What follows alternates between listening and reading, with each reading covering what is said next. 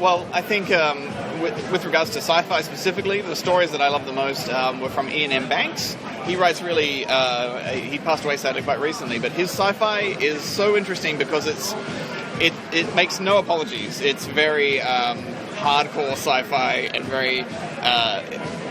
like, the world is built and you're just kind of thrown in the middle of the stories and you have to try and figure out what every race is about and what they mean. And it's like a gymnasium for the mind is the best way to explain the way he writes sci-fi. And I've taken that quote off the back of one of the books, but it's so perfect. It's so perfect. And what I love about all of his books is they're all so different and they're written in very different ways. So you will go through it and it'll jump in time and not tell you, and they'll all be quite... One of them is like a collection of short stories. Just really cool sci-fi stuff. And all the robots and all the space battles are done in a really interesting way where the robots, like, they're more intelligent than all the organic life in the universe, which is kind of makes sense. Like, they extrapolate in interesting ways with all of his world building. So, and the space battles take place like over very long distances, and they're over very quickly, and I think that's really cool sci-fi. So I remember the exact moment that I got into fantasy.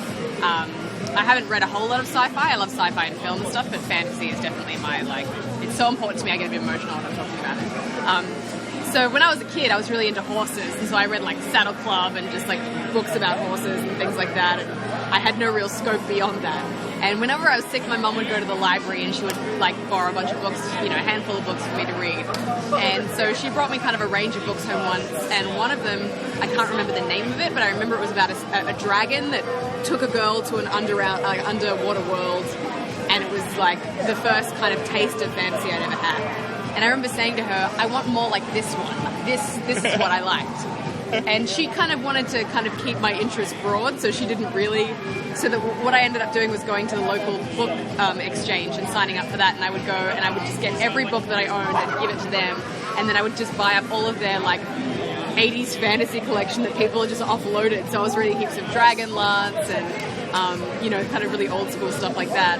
I got detention after school once because in chapel I snuck a Dragonlance novel, I think it was The Legend of Humor, into my Bible and was like trying to read it during mass because I couldn't put it down. And then I kind of started reading like The Great and Deep Heist and Magician, the Death Gate Cycle was amazing. And then I moved into some really great Australian authors like Jennifer Fallon and Kate Forsyth and that kind of stuff. My favourite author is Brent Weeks.